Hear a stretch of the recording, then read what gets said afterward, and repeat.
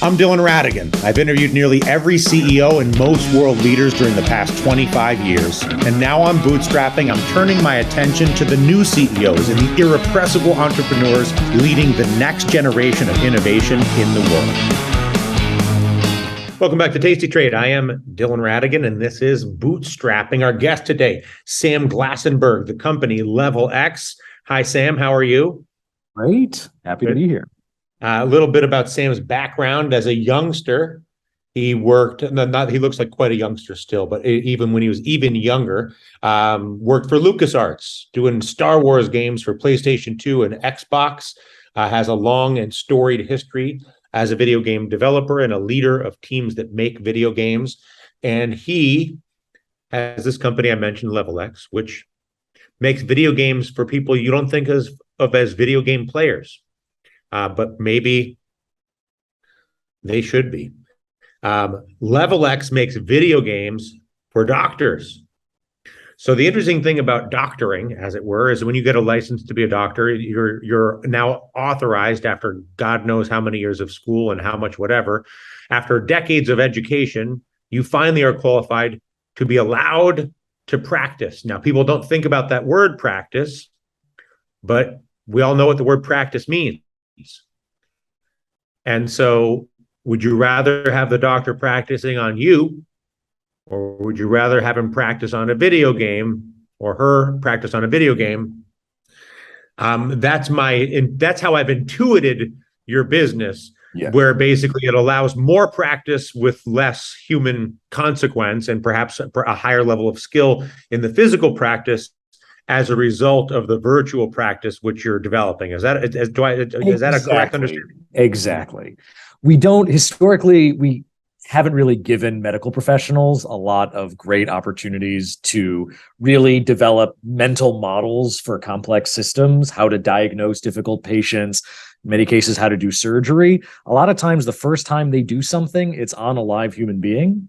And so we're just bringing video game technology and video game design to bear to help solve those problems. And are you imagining, where are you? Has this been deployed? Is this in development? What's the state of the product? Oh, yeah. So we've been around for 7 years now. We have over 3 million players of our games, including almost 1 million medical professionals who are literally earning continuing medical education credit toward renewing their medical licenses while they, cut, cauterize, inject, order tests for, diagnose virtual patients.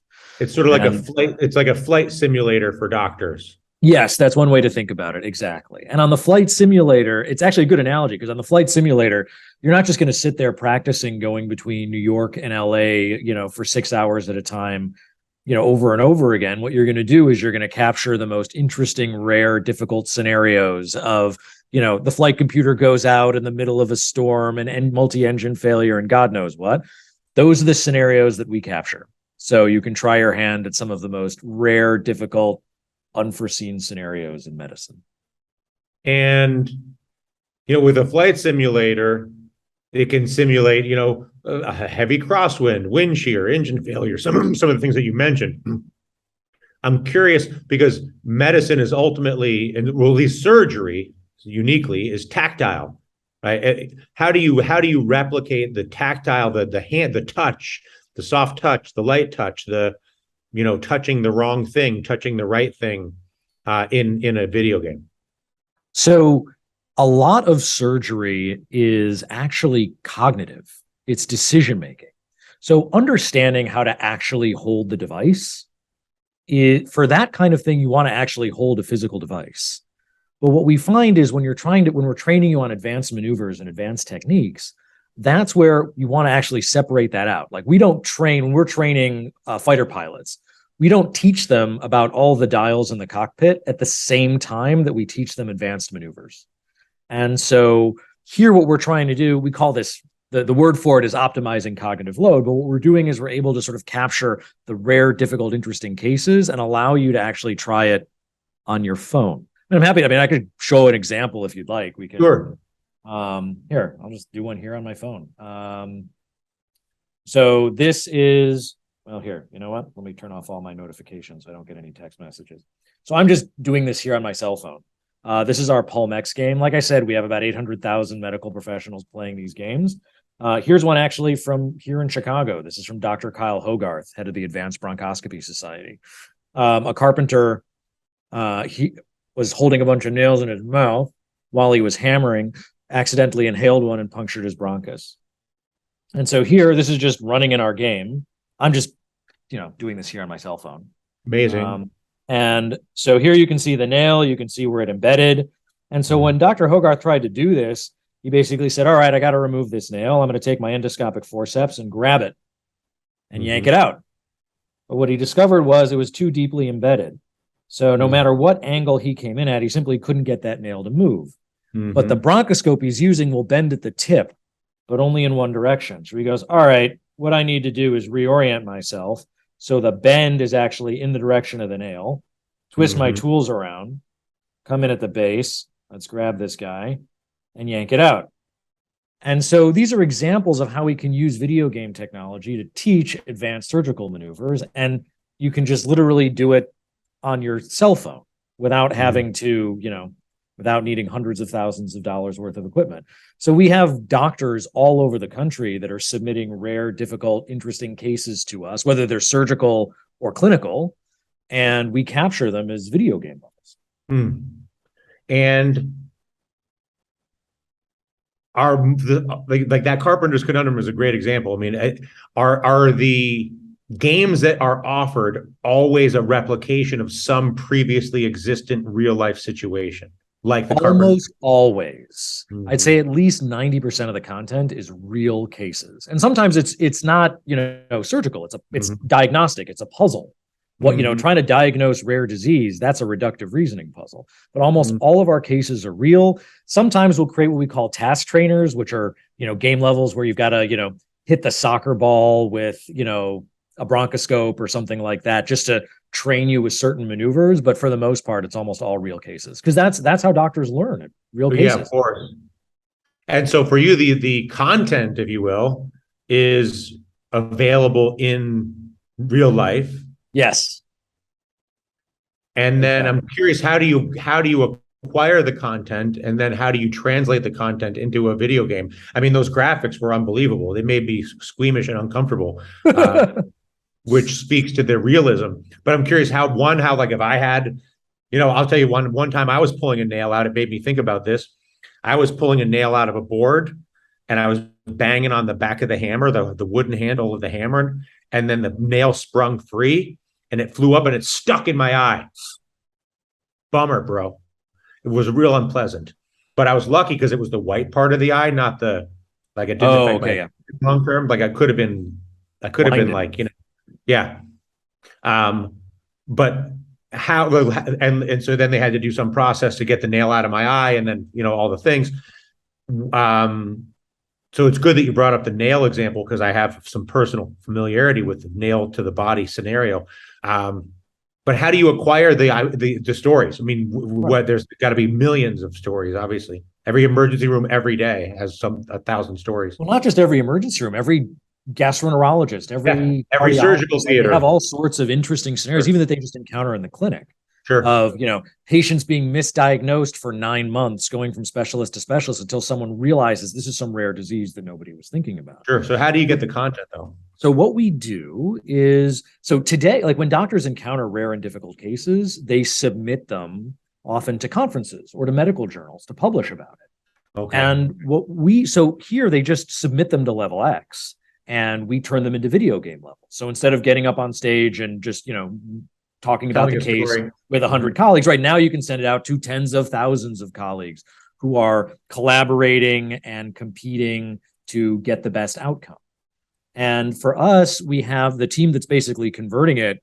We have, they're basically creating these cases, all from real examples. It's 130 people, including some of the top video game designers, artists, engineers from across the video games industry, working with literally hundreds of physician advisors across every major specialty to capture the challenges of the practice of medicine using video games.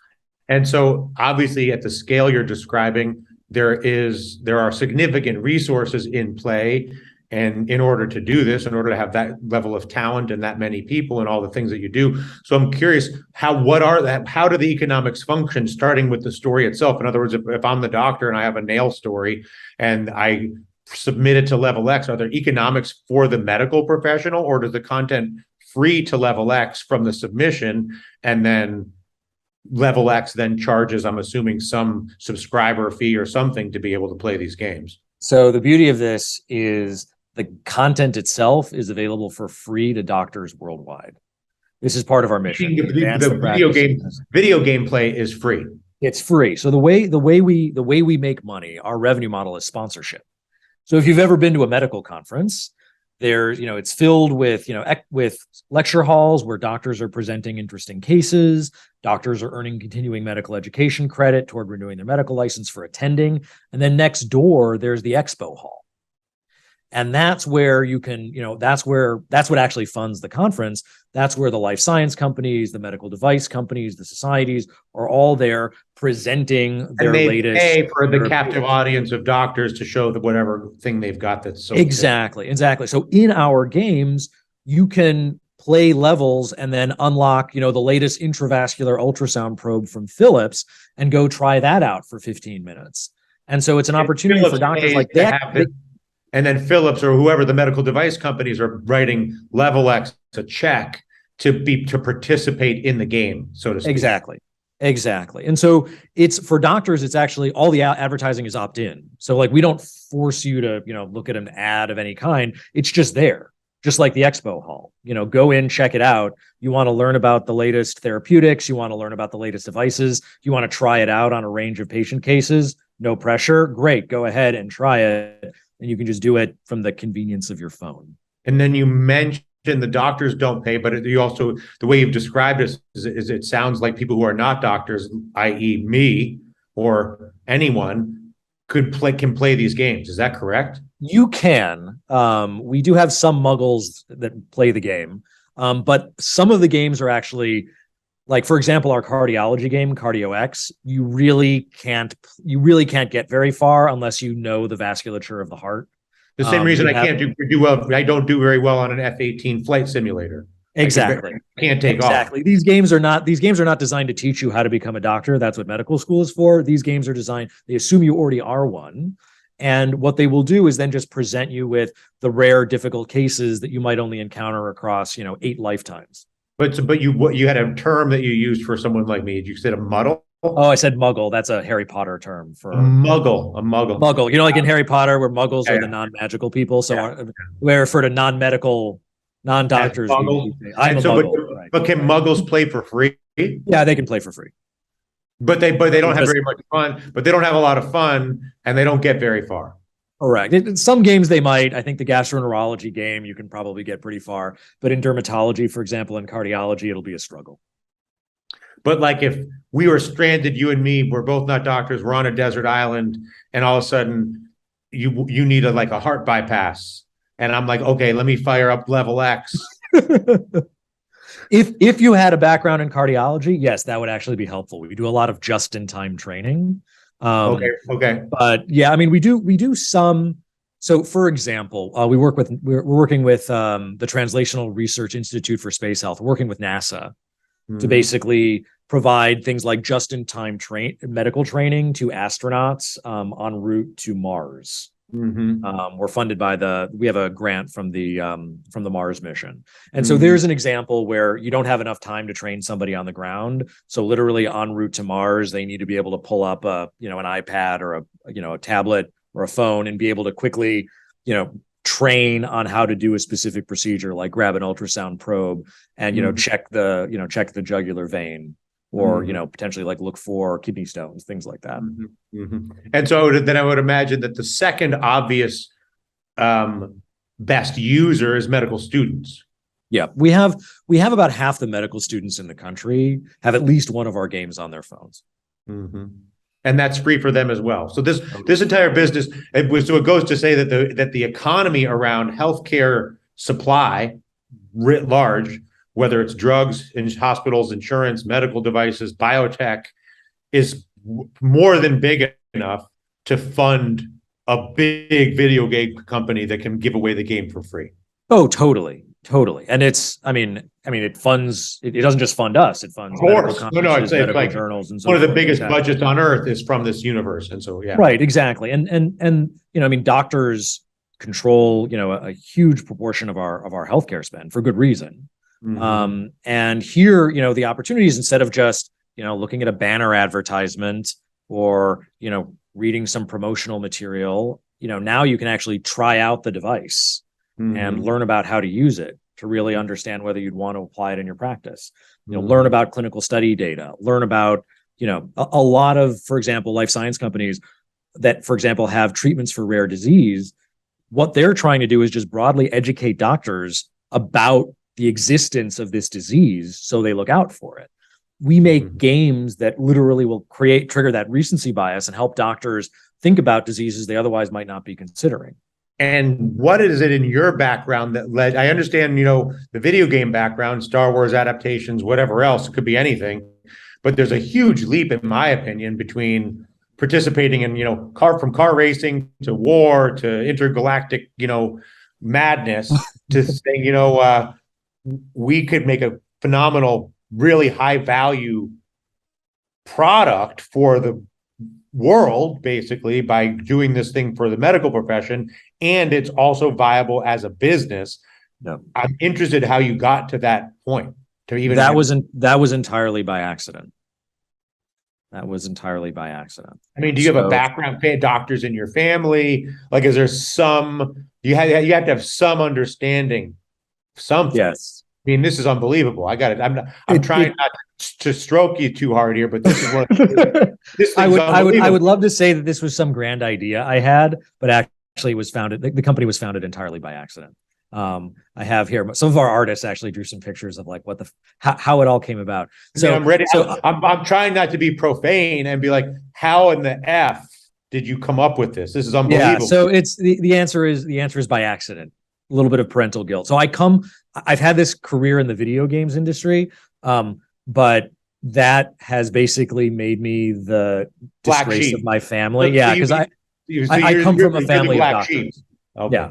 Yeah, you're the one you did like the goof. Even if you made $1 billion with your Star Wars game, you're still a black sheep. Yeah, it doesn't. There's medicine, and then there's everything else. Yeah. So yeah, my grandfather was a famous doctor. Both of my parents. I'm the idiot that never went to medical school. Actually, so it got so bad. So in 2006, I accepted a technical Emmy. I was much younger then. For pushing the cutting edge of interactive entertainment. Actually, wait, I'm in my office. Hold on, I have it here. Hold on one sec. All right. Where'd you go, Sam? We lost him. You're watching bootstrapping. Still happening. So I accepted a technical Emmy. I just lost half of my audience, Sam. Let me see. Sorry, I was grabbing. I usually do this from my home, but now I'm at the office, so I can actually grab it. So I accepted a technical Emmy on behalf of my team at Microsoft for pushing the cutting edge of interactive entertainment.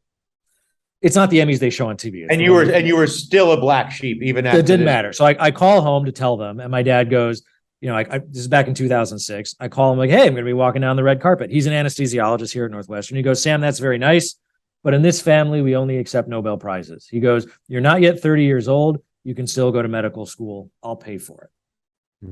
Is the world I come from. So he gave up. Yeah. So this is the world I come from. So in 2006, 2012, he gives up and he goes, all right, Sam, you're too old to go to medical school.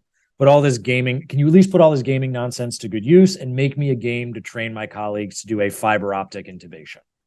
It's this tricky procedure. We only do it on difficult patients. So it's anesthesiologists, even with experience, can struggle with it if they haven't done enough cases. He goes, just make me a game that can run on their phones. I don't want to have to drag anyone to the training center. So I sit down basically for 3 weekends. I'm actually running a Hollywood video game studio at the time. So out of guilt, I sit down for 3 weekends, throw together this terrible little game, and I upload it to the App Store. And I don't think about it again. And I get back to my day job. 2 years later, he called me just to say, hey, Sam, how many people downloaded it? I go, Dad, I don't know how many of your friends downloaded your game. I'll check. I went and I looked. We had 100,000 doctors, nurses, and airway specialists who'd been playing this thing. I have by accident created like one of the most popular medical training tools ever. So I Google it. How did this happen? I discover, unbeknownst to me, they've been doing efficacy studies on this crappy game I made for my dad that shows that it's drastically improving physician performance at institutions Wow. across the world. So that would like we got we got the traction first. And now you have 130 people. Yes. Yes.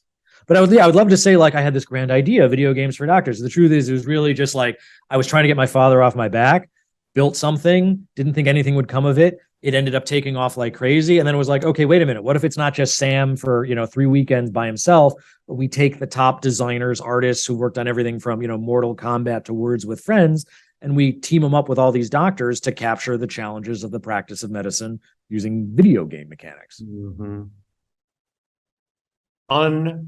This is one of the most amazing. I've done a lot of interviews, Sam, a lot. From the most Richard Branson and all across the whole thing. And this to me is one of the most interesting products I think I've ever seen in my entire life. Especially the quality, like the fact that, because I am not a video game, I don't have a lot of video game experience in my life. I'm a little too old for all these. I never, like the video games that I played was like Super Mario Brothers. Okay. Yeah. Okay. Classics of the 80s. Or like, I suppose the most graphically compelling game I ever played was Sonic the Hedgehog. Okay. That was a great game. I was what a good time. But I never got into I know that there's a lot of the contemporary combat games that are super realistic. Obviously, Grand Theft Auto, I'm familiar with, although I've not played it. The point is that the graphics of a video game in 2000, soon to be 23, is not a video game from the past. The graphics. Oh, totally. Yeah. Beyond, I mean, this is. Beyond. I mean, this you just see it basically. You already showed me. I mean, yeah. Yeah. So my job at Microsoft was to figure out basically how do we make video games look more real. So yeah, I mean, you said like Call of Duty. Like, this is what a character looks like in a modern video game. This is Call of Duty World War II. You can zoom into the eye of one of the soldiers and like this is the level texture and on. Yeah, layers. Amazing. Layers. Yeah. So what we do at Level X, we build on top of this. So for example, like we have our dermatology game to train dermatologists to recognize all sorts of skin disease. What we did is we just built on that game tech. None of these images behind me are real. Mm-hmm. These are all just screenshots. This is all rendering this is all rendering of malign skin diseases. Correct. But this is all just video game technology, which allows us to basically build on top of it so we can now create any skin disease on skin of any color at any severity under any lighting environment, and then use that to basically train dermatologists' brains to be able to recognize a broader range of skin diseases at different severities on different body parts on skin tones they don't see every day. I mean, I'm half inclined to be speechless here, but it's not. I would get fired from my job if I was. So where do you go? What's the growth? Where else would you like to apply what you're doing? If any. We are constantly just the number of challenges in medicine are endless. And so we're just find me another disease, find me another predicament, find me another bizarre situation. Right. We started out just sort of one specialty after another. We started anesthesia, then gastroenterology, pulmonology, cardiology, dermatology. Now we're deploying content in a dozen different specialties, and we continue to different challenges that doctors face, managing patients longitudinally over time. Rare disease diagnosis, identifying which patients are indicated, understanding what's happening at the cellular or molecular level. Mm-hmm. Anytime a doctor needs a mental model of a complex system, games, playing with it is the best way to learn. When you get a new cell phone or new car, you don't read the manual. You go, I need to play with this thing. I need to understand how it works. That's how it works in medicine. But the challenge is playing with it usually involves live patients. So now we can allow you to play with hundreds and hundreds of virtual patients. So it's just continually capturing more and more challenges. And also medicine is moving. So there's always new treatments, new therapeutics, new devices. Mm-hmm. Our mission is to accelerate the adoption of those techniques and those treatments and those products. So instead of it taking you come out, there's a new treatment, it can be 20 years until that becomes the standard of care. If we can accelerate that, that just means medicine moves faster across the board. And that's what we're using video game technology for. Mastery, the thing that's the similar between aviation and medicine is aviation and medicine require that you get 100% correct, right? Well, I mean, people are going to say, well, not exactly, you can do this. But the point is, there's many professions in life where being adequate is okay, or being average is okay, or doing enough is okay. But when it comes to flying airplanes and medicine, they both require mastery. Yep. In order there's a lot at stake. And I think in medicine, I think we can all agree that, the more experience doctors have, the better their skills, the better their mental model, more efficient, less mistakes. Exactly. The better it is for society. Yeah. And the better that's going to be.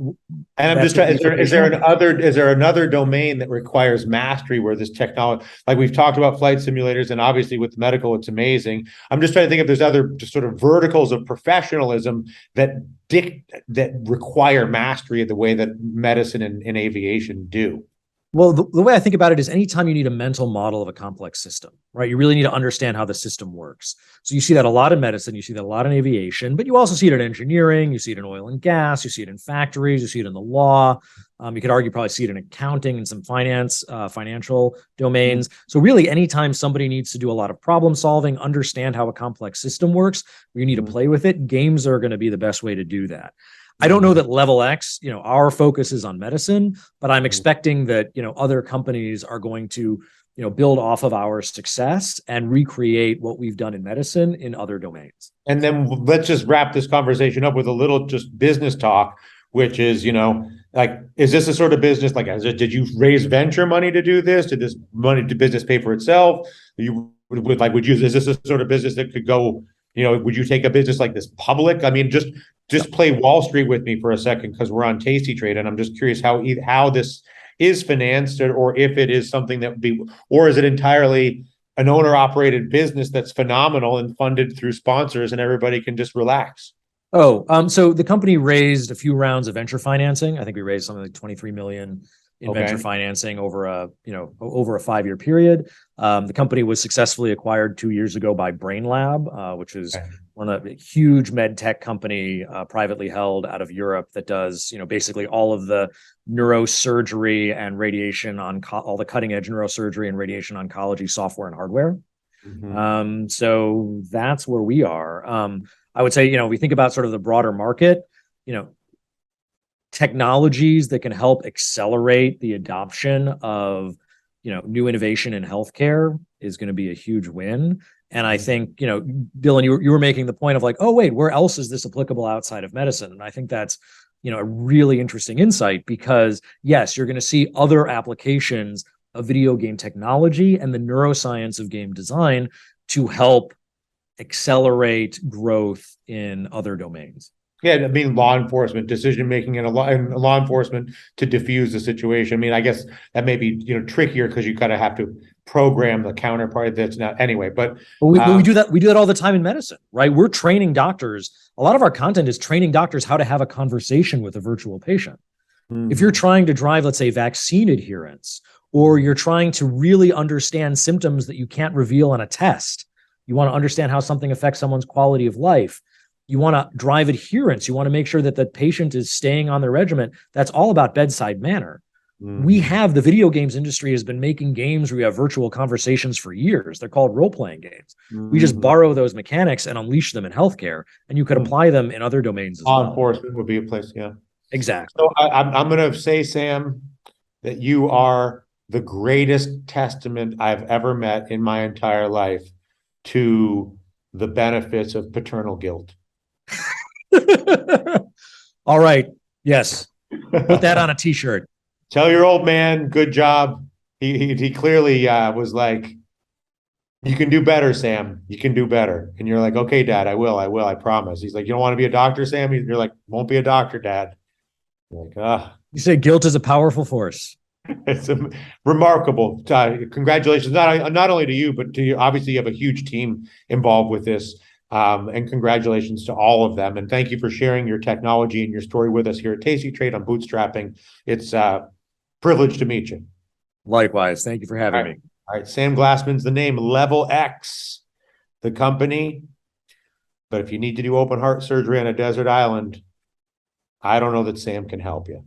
But listen, he can help. He'll help us all get better open heart surgeries, though, lest we need them. This has been Bootstrapping. I am Dylan Radigan. More Tasty Trade right after this.